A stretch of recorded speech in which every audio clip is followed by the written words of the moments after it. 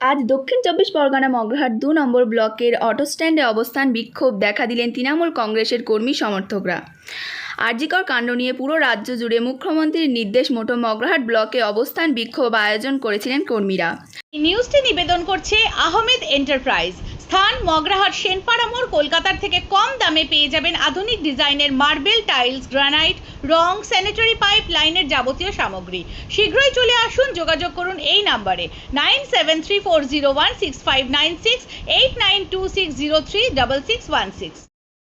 উপস্থিত ছিলেন জয়নগর লোকসভার কেন্দ্রের তৃণমূল কংগ্রেসের সংসদ প্রতিমা মণ্ডল, মগরাহাট পূর্বের বিধায়িকা নমিতা সাহা, সভাপতি রুনা ইয়াসমিন, সহসভাপতি সেলিম লস্কর, যুব নেতা বাচ্চু শেখ, আমল বৈরাগী, ইকবাল ছাড়াও একাধিক কর্মী সমর্থকরা।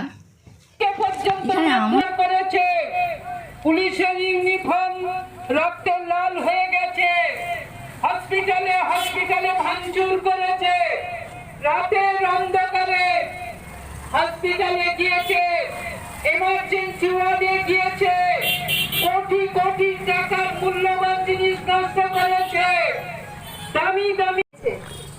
সেই কর্মসূচিকে পালন করবার জন্য মগরাহাট পূর্বে আমরা এই রেল স্টেশনের কাছে, বিডিও অফিসের কাছে আমরা এই বিক্ষোভ কর্মসূচিতে আপনাদের সামনে দু চারটি কথা বলার জন্য এখানে উপস্থিত হয়েছে।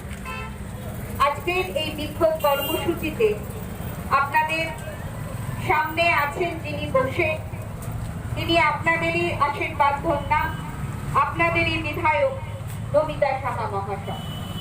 এখানে উপস্থিত আছেন পঞ্চায়েত সমিতির সভাপতি রুনা ইয়াসমিন, পঞ্চায়েত সমিতির সহসভাপতি সেলিম লস্কর, জেলা পরিষদের সদস্য অনুপ বৈরাগী, তথা এখানে পঞ্চায়েত সমিতির সদস্যগণ, গ্রাম পঞ্চায়েতের বিভিন্ন নেতৃত্বগণ, সেছাড়াও এই বিভিন্ন অঞ্চল সভাপতি এবং অন্যান্য নেতৃত্বগণ আজকে এখানে উপস্থিত হয়েছে। আমি আপনাদেরকে জানাই যে যদি এই বক্তব্য চলাকালীন আমাদেরই তরফ থেকে কেউ সেই ডাক্তারের নাম করে থাকে, তার জন্য আমি ক্ষমা চাইছি। নাম তার তিলোত্তমা, এছাড়া তার অন্য কোনো নাম নেই। যিনি মারা গিয়েছেন, আমি তার সম্পর্কে কিভাবে মারা গিয়েছেন, কি অত্যাচারিত হয়েছে, আমি একজন মহিলা হিসাবে, একজন মা হিসাবে আমি তার বিস্তৃত কেন কোনো বিবরণী দেব না। কারণ ইতিমধ্যেই আপনারা সোশ্যাল মিডিয়ার যুগ, খবরের কাগজের যুগ, আপনারা ইতিমধ্যেই সমস্ত খবর আপনারা পড়েছেন।